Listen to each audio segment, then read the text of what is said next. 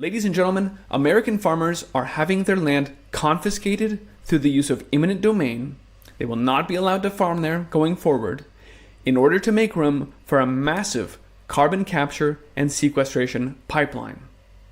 These pipelines, there are two such projects, run thousands of miles through the very heart of the Corn Belt, the nation's most productive farmland. There are letters going out now, like the one on your screen, by the thousands, announcing to surprised farmers that we will just be taking your land that you have owned in your family and worked, in some cases, for generations now. There are town hall meetings happening in counties across several states where, for example, Des Moines County engineer Brian Carter announces, quote, "I don't know for sure that there's a whole lot of say we have in this as a county. I'm just being told it's going to happen. Get off the farms, get out of the way, forget the food. We're building our zero carbon future." And it looks like massive pipelines to transport CO2 from ethanol plants so we can bury it underground. These announcements are particularly salient in light of the fact that even now there are warnings going out from major fertilizer CEOs saying, we're going to have a food crisis next year. There's not going to be enough food to eat. And indeed, this is, quote, a life or death issue. Not having food it's not an inconvenience. This is a huge issue. And it's particularly stunning because it's happening at the same time as the Biden administration announces they'll be shutting down another oil pipeline. In fact, it's the Line 5 pipeline, which supplies the bulk of the energy the Midwest uses. You can read here, we'd be facing a 750,000 gallon propane shortage every day. That's how the Midwest heats their homes and their barns and keeps those operations running. Not to mention it's used for drying grains. So this is a full-fledged attack in your face on America, and we need to talk about this. So tonight I'd like to share with you this letter and review that. Talk about the fact that it lays out a compensation schedule for the amount of crops that will not be grown going forward. You get 80% the first year and 60% the next year, so on and so forth. Then we'll look at exactly what are these carbon capture technologies and who are these major projects, who are the people behind them. And then I want to make it clear that this is just the beginning, that this infrastructure package that just passed means a massive expansion of renewables that even by Bloomberg's own analysis will mean building an additional 17 million acres of solar farms and 250 million acres of wind farms. Now, this is not a green agenda. This is destroying the country, 10 states worth of it, and building solar farms using Chinese rare earth metals. This doesn't save the environment at all. It's madness. This is complete insanity. Let's talk about it. I'm Christian, and this is the Ice Age Farmer broadcast. And in their own words from ABC, two companies seeking to build thousands of miles of pipeline across the Midwest are promising the effort will help with global warming. The pipelines will stretch from North Dakota to Illinois, potentially transforming the Corn Belt into one of the world's largest corridors for a technology called carbon capture and storage. Transforming the Corn Belt, never mind the corn. The new projects would capture carbon dioxide at ethanol refineries and transport it to sites where it could be buried thousands of feet underground, safely forever, is the rhetoric we hear. Navigator CO2 Ventures, the first project we'll talk about, is planning a pipeline that will stretch over 1,200 miles through Iowa, South Dakota, Nebraska, Minnesota, and Illinois, offering carbon capture solutions for a greener planet. Oh, there's so much social momentum. It's something we want to do for our zero carbon future, and this is a technology that is crucial to do that so that every gram of emissions is accounted for by providing a way to eventually suck it back out of the atmosphere.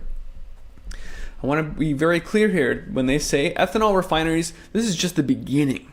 This is just the low-hanging fruit that will help us push carbon capture technology into more widespread use, because plants, when they grow, they suck carbon out of the air, they build themselves out of it, and then when crops are fermented into ethanol, this produces a steady, easily captured stream of carbon dioxide. These plants are relatively easy to hook up to a pipeline. It's a good place to start. But once we build these behemoths, once we transform the Corn Belt into a carbon capture and sequestration system and prove the technology, we get our transportation networks, then we can do the harder stuff later, like sucking carbon dioxide that's already in the atmosphere out of it. You've heard of these carbon sequestration factories.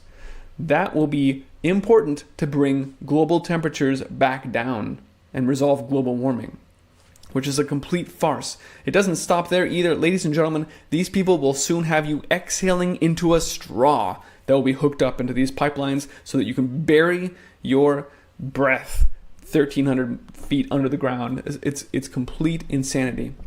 Let's look at the Heartland Greenway's own website. Heartland Greenway, a Navigator CO2 Ventures proposed carbon capture and sequestration system. It's going to provide biofuel producers with a long-term and cost-effective means to reduce their carbon footprint. Here you can see a map of the proposed pipeline. You can tell why farmers across Iowa are getting these letters, because it goes straight through the middle of it. The other project is by a company called Summit Carbon Solutions, proposing a $4.5 billion pipeline that will permanently sequester carbon from biofuels plants. Here is the map of this Midwest Carbon Express, the other, also going through a lot of the primary corn producing parts of Iowa. It's just staggering. Now, I was sent this letter from Linda at the Believe Acts 2 Harvest channel, and she has a video about this letter and reviews some of it. I will leave a link to her channel below. Go check her out. She says good things, and God bless them for sharing this information, for putting this out there. Because in this letter you can read, quote, from Heartland Greenway, "This letter notifies you that Navigator Heartland Greenway is proposing to build a large-scale carbon pipeline right through your property. Your receipt of this letter indicates that the right-of-way in which you have legal interest could be affected by the construction project." The letter goes on to say, "Our goal is to reach voluntary agreements with all landowners along the project route, though if we are unable to do so, we may need to request the right of eminent domain to take your land even without your permission. So work with us now, or we'll just take it anyway."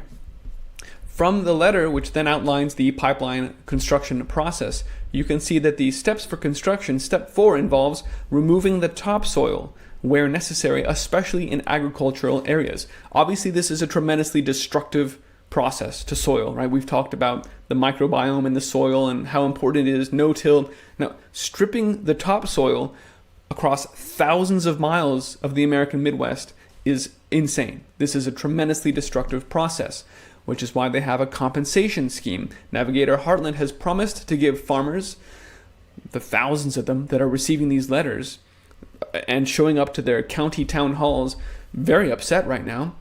I'm hearing from dozens of people right now.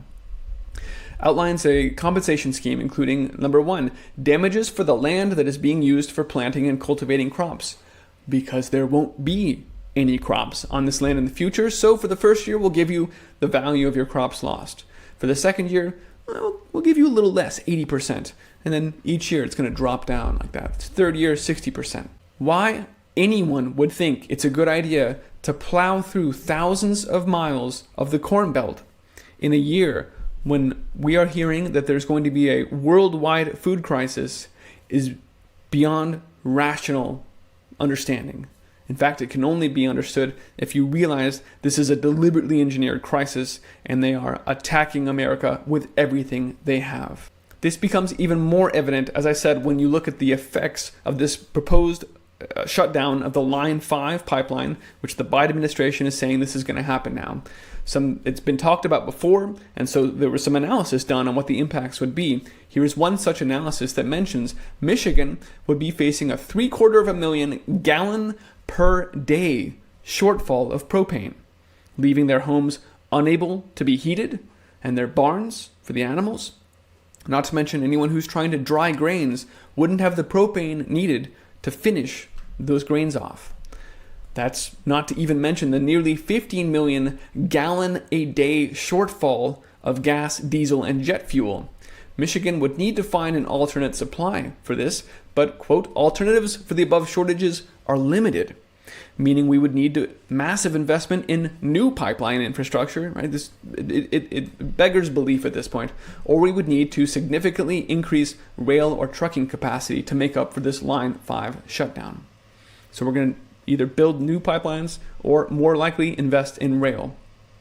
And the point I want to really stress tonight is this is just the beginning. For one, you heard in their own words, navigators say ethanol plants, refineries are really just the low-hanging fruit. This is just how we're going to get our toehold in the market, and then we'll be extending our pipeline, our transportation network for carbon out to all sorts of power plants and other factories. We want it all. We want to hook up everyone. Naturally, they want to hook up to as many people as possible because that's how they'll make their money.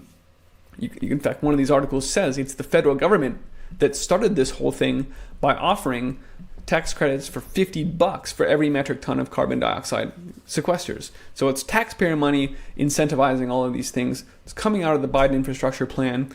And here, even from Bloomberg, in their own analysis, the U.S. will need a lot more land in order to build this zero carbon economy. Bloomberg goes through the existing energy infrastructure and how much land that takes. It's about 81 million acres, give or take. Then that boils down, the bulk of that, of course, is already the biofuels. So here's a map of where all the corn and soybeans that are then fermented and used to make ethanol are grown. But it's also, 9 million acres of hydropower. Those are the reservoirs that have been built, the dams holding back water that then turn turbines. 7 million acres of solar and wind farms already.